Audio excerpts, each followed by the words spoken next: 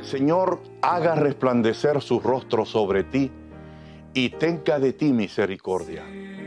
El Señor alce a ti su rostro y ponga en ti paz.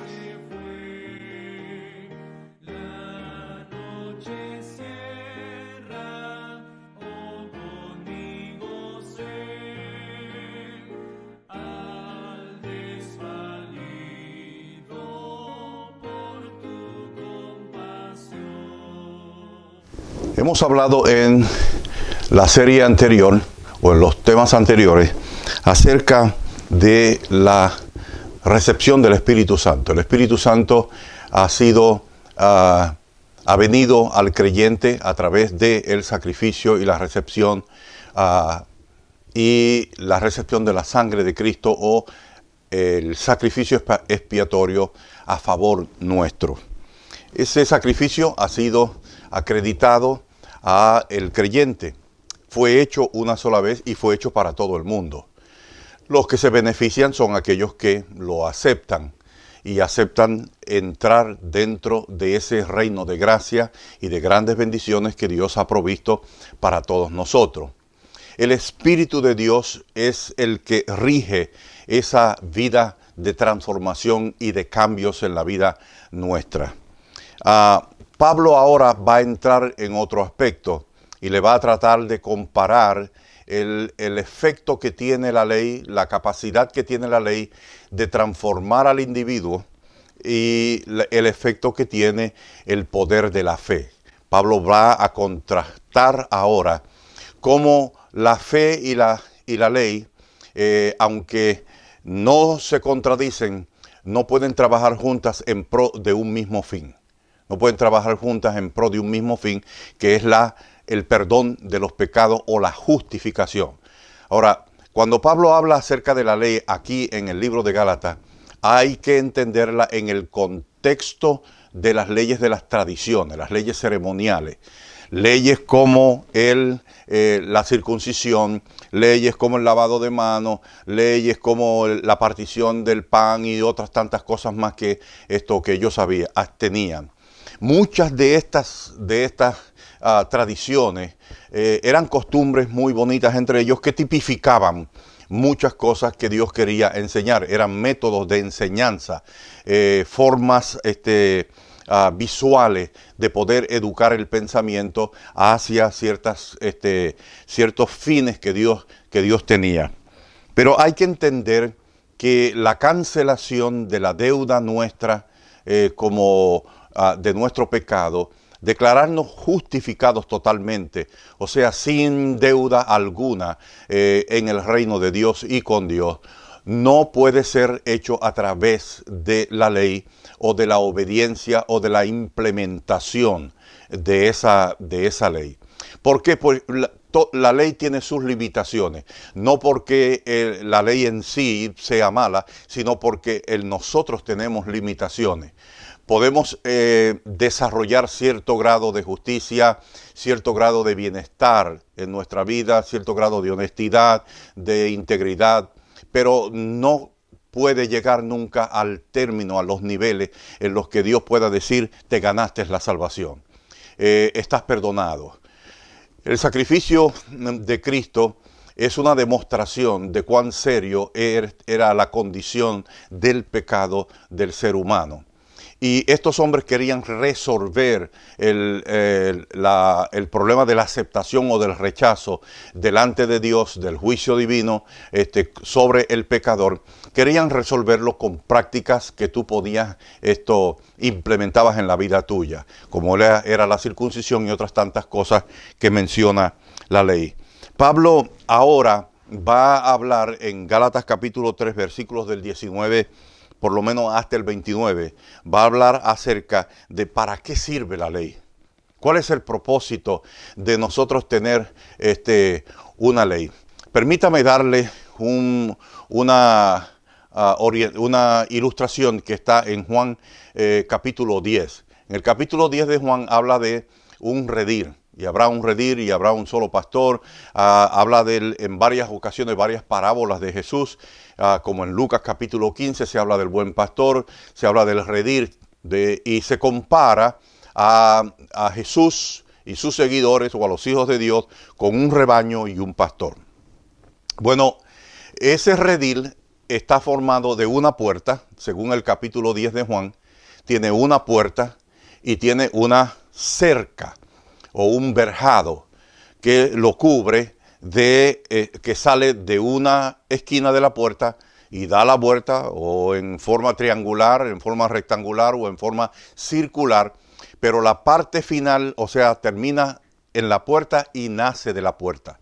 Si hay una sola puerta, nada más, se entiende que ese verjado o esa cerca nace y termina en la puerta. Por lo tanto, desde afuera, la oveja que está perdida, que está fuera del redil, ese verjado, esa cerca, no le permite entrar a disfrutar de la protección que hay dentro del redil. No le permite entrar. Si la oveja rompiera la verja o saltara la verja, la parábola dice que ya Dios ha declarado que el que hace eso es declarado ladrón y robador. No entra con todos los privilegios y los permisos, sino de plano entró rechazado. No puede entrar porque entró por su propio esfuerzo, hizo un hueco, saltó, entró por su propio esfuerzo a través de la cerca. Hay una sola puerta para entrar y solamente el que entra y sale por ahí tiene los beneficios y los privilegios del pastor y tiene los privilegios del rebaño y la protección. Pero esa cerca desde afuera representa un impedimento para la oveja refugiarse dentro del redil. Pero una vez que atraviesa la puerta y entró por la única puerta que existe ahí en ese redil y está dentro, la misma cerca desde adentro se ve diferente.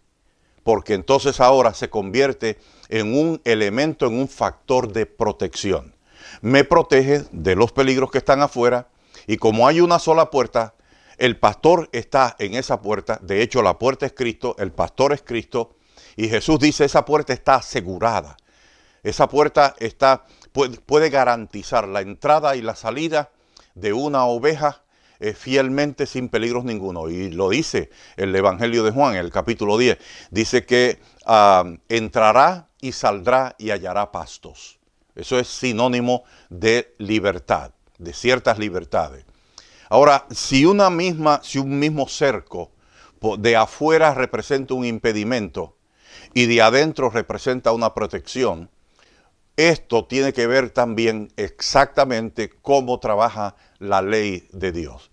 Si nosotros ampliamos a las leyes morales, a las leyes civiles que regían la vida del pueblo de Israel desde el principio, vemos que muchas de ellas desde afuera eran muy difíciles, pero una vez que las personas estaban dentro y las guardaban y las ponían en práctica, representaban una seguridad para ellos.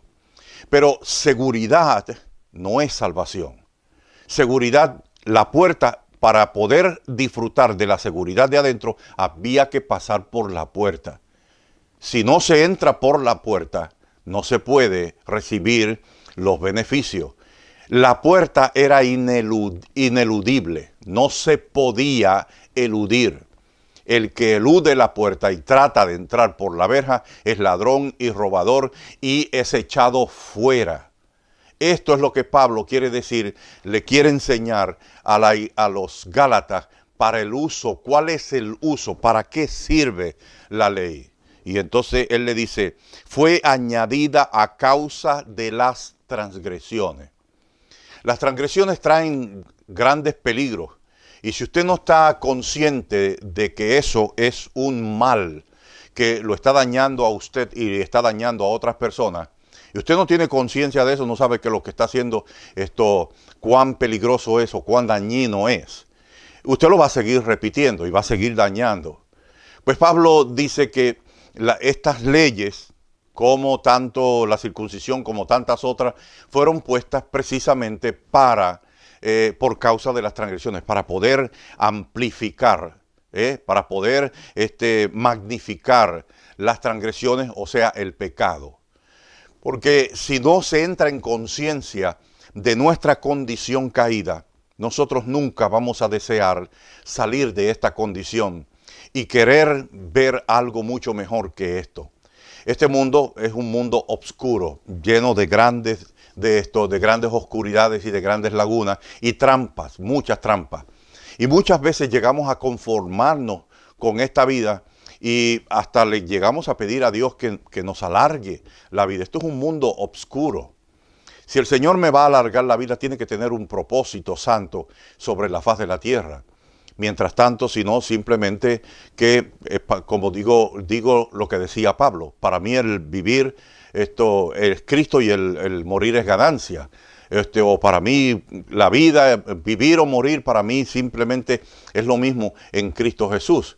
O sea, Pablo no consideraba a uno mayor que el otro, ni mejor que el otro. Lo único mejor para él era Cristo, era estar en el Señor Jesucristo. Cuando él dice, fue añadida a causa de las transgresiones para que viniese la simiente a quien fue hecha la promesa y fue ordenada por medio de ángeles en manos de un mediador. Fíjate que él está hablando aquí, precisamente hace una referencia a los 10 mandamientos. Esto que fue dada por medio de ángeles, fue puesta en las manos y fue puesta en las manos de un mediador. Cuando él habla aquí de la ley moral o la ley de los 10 mandamientos, hace esta referencia a los 10 mandamientos. La ley tiene sus limitaciones y te puede llevar a desarrollar cierto nivel de justicia. Pero esa justicia nunca será suficiente para que Dios, basado en ella, te dé a ti el perdón y la aceptación en el reino de los cielos. El libro de Romanos, en el capítulo 8, dice que la ley no podía darle la salvación al ser humano precisamente por causa de la debilidad del hombre. Nosotros somos insuficientes de poder desarrollar un nivel de justicia como el que desarrolló el Señor Jesucristo. Jesús desarrolló una justicia perfecta, sin manchas de ninguna clase. Y esa justicia perfecta puede ofrecerla a nosotros y darla a nosotros.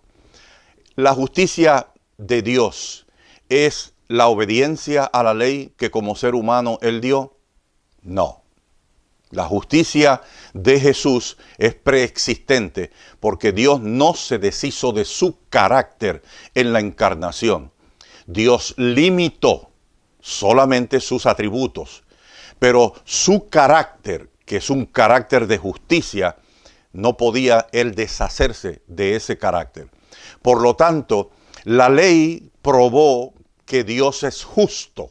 Cuando se sometió a la ley, como dice el mismo libro de Gálatas, esto más venido el cumplimiento del tiempo, Dios envió a su Hijo hecho de mujer súbdito de la ley, lo sometió a la ley. Pero su existencia, su preexistencia, preservó ese carácter justo que fue sometido a la prueba de la ley para ser declarado justo y sin mancha. Justo y sin mancha. En el caso nuestro, esa misma ley nos declara a nosotros injustos.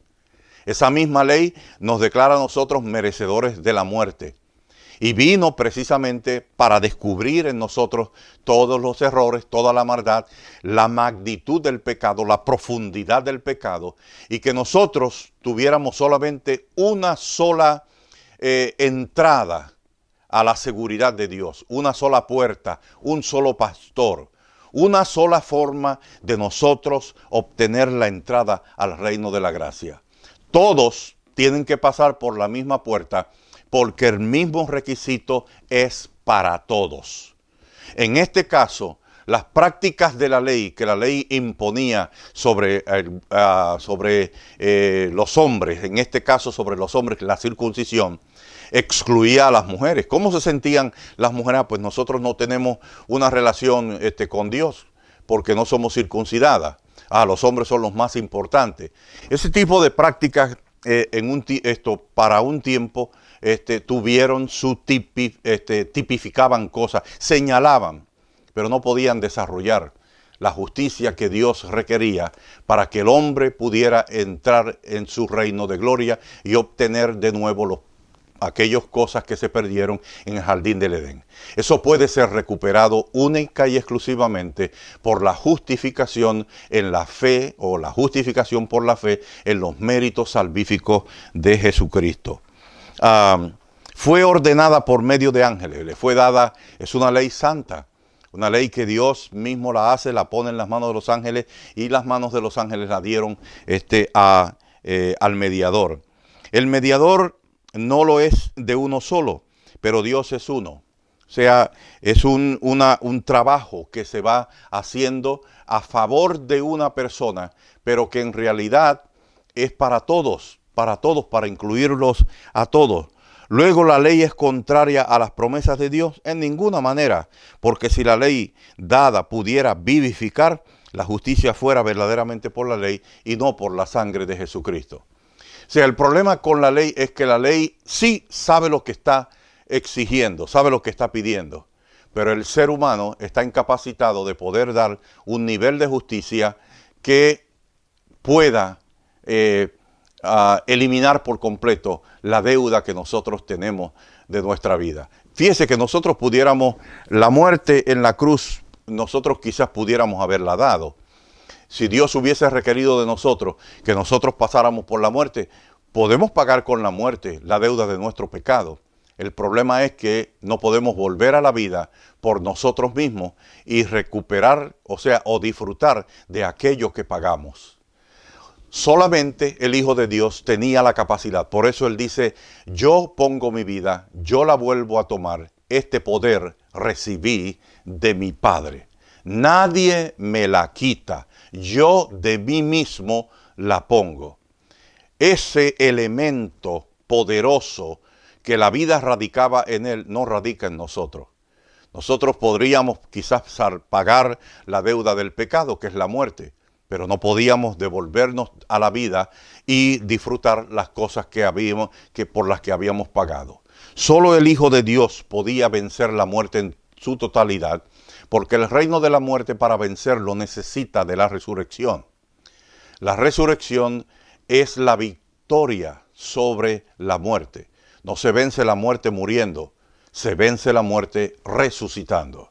Y Jesús tenía esa capacidad, nosotros no tenemos esa capacidad. Mas la Escritura lo encerró todo bajo pecado, para que todo el mundo tuviera la misma entrada, el mismo requisito, la misma obligación. Todos estamos destituidos de la gloria de Dios. Y no puede una simple circuncisión, un simple bautismo o cualquier otra cosa, ceremonia, no puede ser suficiente para ganar el favor de Dios. Todas estas cosas tipifican, marcan, enseñan, apuntan hacia algo. Pero nuestro perdón, el perdón que nos hace salvos, viene sola y exclusivamente por la justificación, por la fe en los méritos del Señor Jesucristo. Lutero tenía razón cuando decía, solo por fe, solo por gracia, solo por la fe, y solo por la gracia, y solo por Cristo. Ahora, cuando Él dice que todo lo encerró bajo pecado para que la promesa, para obligar a que la promesa se cumpliera en Jesucristo, la promesa que Él le hizo a Abraham, la promesa del pacto sinaítico, la promesa que sigue haciendo constantemente, esas promesas solamente tienen cumplimiento y solamente tienen valor a través del sacrificio de Jesucristo. Nadie más puede garantizar nada más. El versículo 24 dice, de manera que la ley ha sido nuestro ayo para llevarnos a Cristo a fin de que fuésemos justificados por la fe.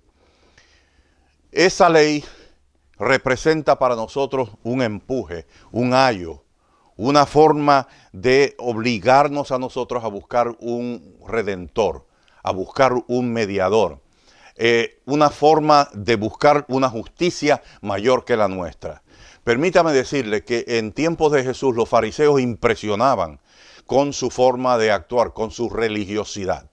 Impresionaban tanto que los discípulos mismos, cuando Jesús los reclutó, tuvo que aclararle que la justicia que él buscaba era mayor que la de los escribas y los fariseos. En el Sermón del Monte, quizás uno de los primeros sermones que Jesús dio, Jesús hace claro a sus discípulos que si vuestra justicia no fuese mayor que la de los escribas y los fariseos, no entraréis en el reino de los cielos. Eso es una sentencia clara de parte de Dios. Y yo considero que ninguno de nosotros podría compararse con ninguno de esos fariseos. Bueno, Pablo dice que él era irreprensible en cuanto a la ley. Sin embargo, dice, todo eso le he dado por estiércol, por ganar a Jesucristo. Porque, fíjese, cómo trabaja aquí la recepción del Espíritu Santo y las exigencias de la ley.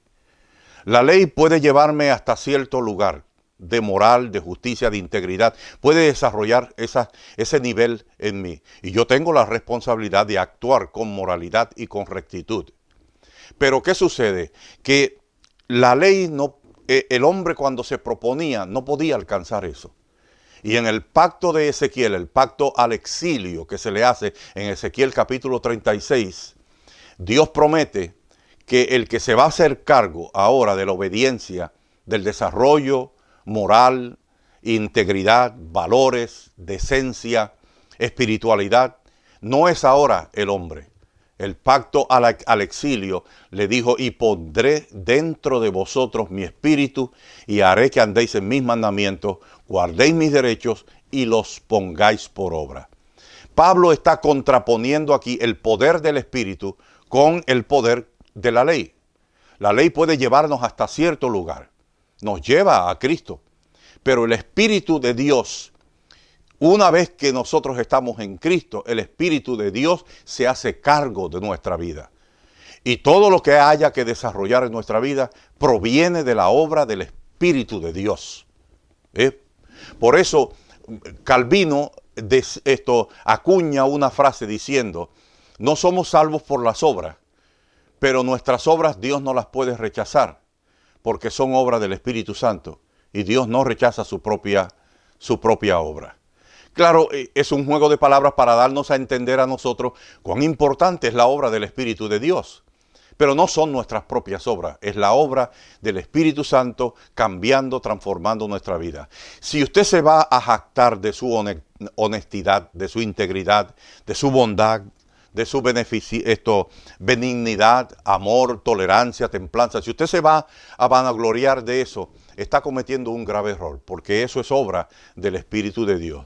Es al Espíritu de Dios al que tiene que darle a crédito. Si usted pone su vista en la ley puede llevarlo solamente hasta cierto lugar. Y está bueno que cumpla con ella, pero esa justicia no le garantiza a usted la salvación.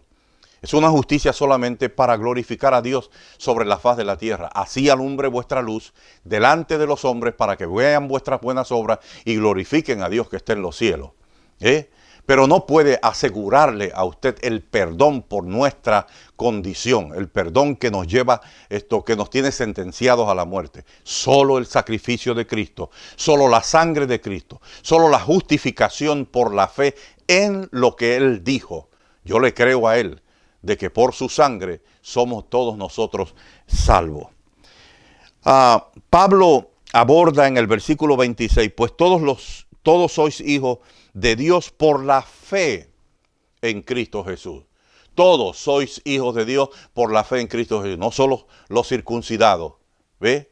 Eso era lo que ellos querían decir. No solo el que cumple con ciertos patrones de la ley, con ciertas tradiciones de la ley, porque hay que entenderlo en el contexto que él está hablando de las tradiciones del pueblo judío y el contexto de la circuncisión.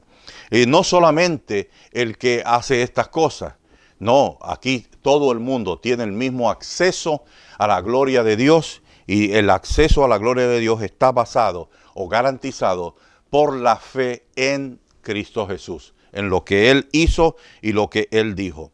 Porque todos los que hemos nacido, habéis sido bautizados en Cristo, de Cristo estáis revestidos. Esto es bien importante ahora, porque Pablo contrapone aquí por primera vez el bautismo contra la circuncisión. La circuncisión era solamente para los hombres, excluía a las mujeres. Y entonces no había quizás mucha forma de explicarlo y daba lugar a que el hombre se sintiera superior a la mujer en cuanto a relaciones espirituales con Dios. Pero el bautismo es contrario, o sea, es muy amplio, es inclusivo.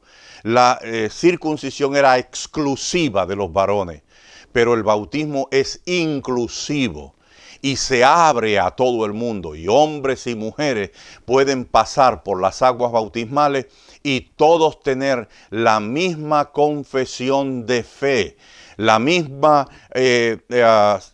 señal externa que tipifica que yo he sido lavado de mis pecados y revestido de la justicia de Jesucristo. No es que el bautismo logra eso. La ceremonia es simplemente una ceremonia con agua y es sagrada, es respetuosa, pero el secreto del poder del bautismo está en lo que usted ve a través de ese bautismo.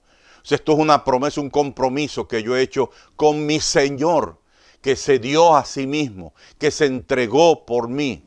Y solo me está pidiendo que yo guarde un recuerdo físico, un recuerdo de ese compromiso que yo he hecho. El bautismo es un recuerdo inclusivo para todos por igual. Hombres y mujeres pueden pasar por las aguas bautismales y decir: yo fui bautizado en las aguas del río, en las aguas de la mar, en el bautisterio, fui bautizado y dejé allí mi vida pasada para resucitar a una nueva vida, para ser revestido o revestida de Cristo.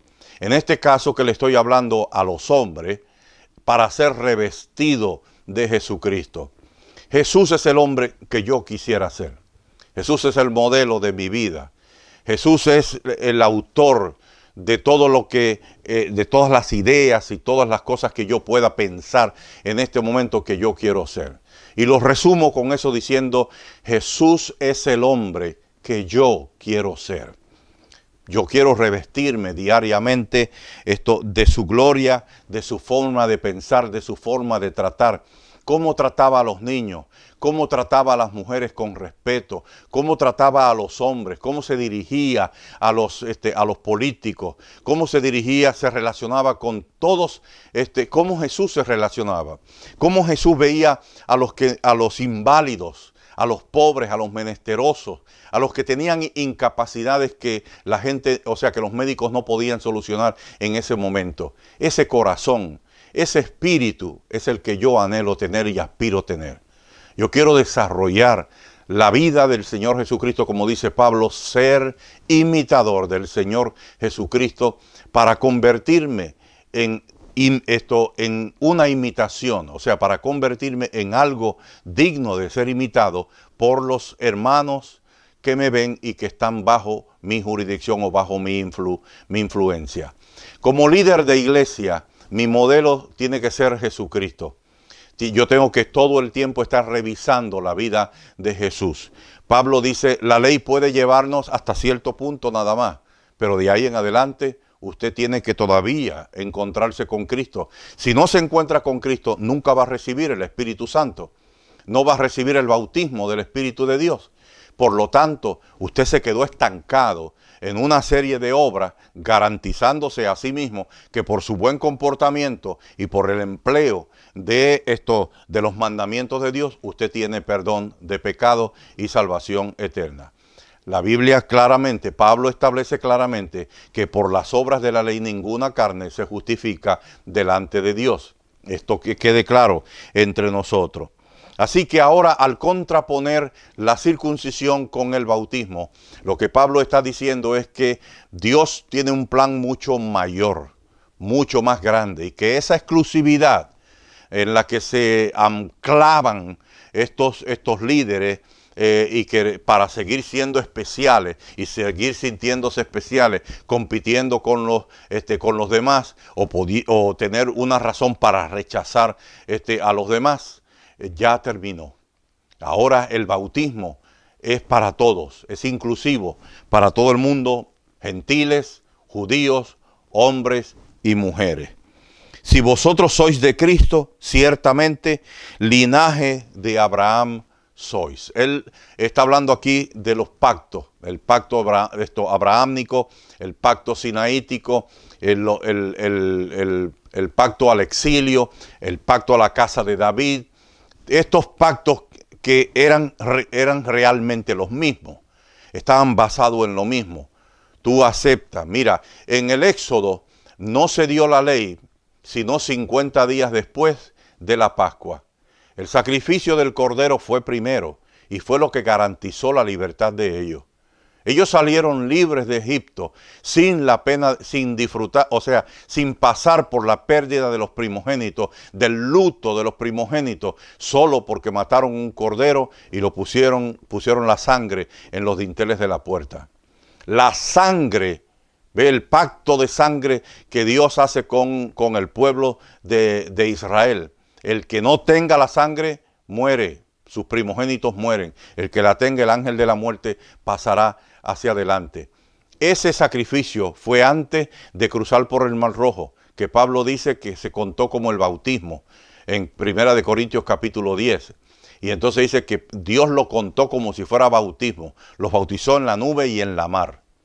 Después de ese bautismo se le da el pan que desciende del cielo, el maná por primera vez.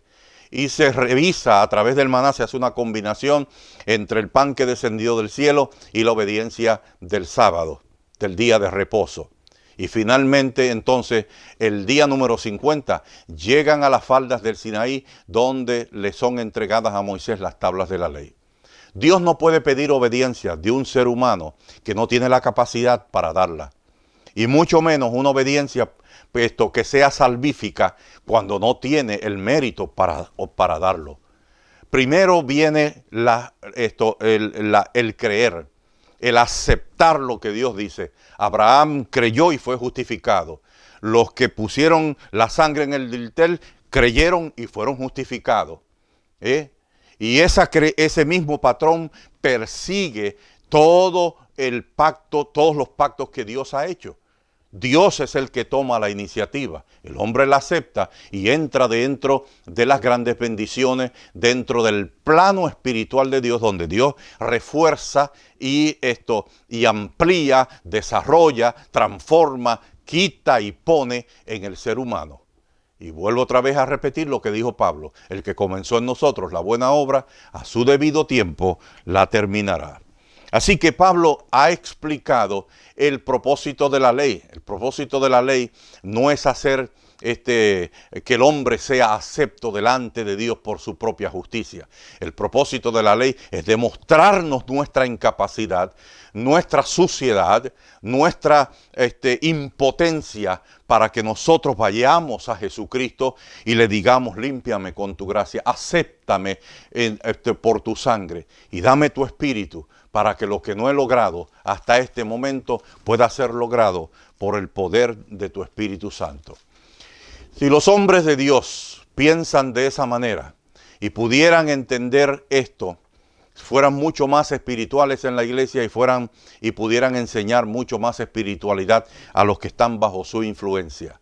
Este es el momento de usted reevaluar de nuevo las pretensiones de salvación. ¿En dónde está la esperanza de su salvación?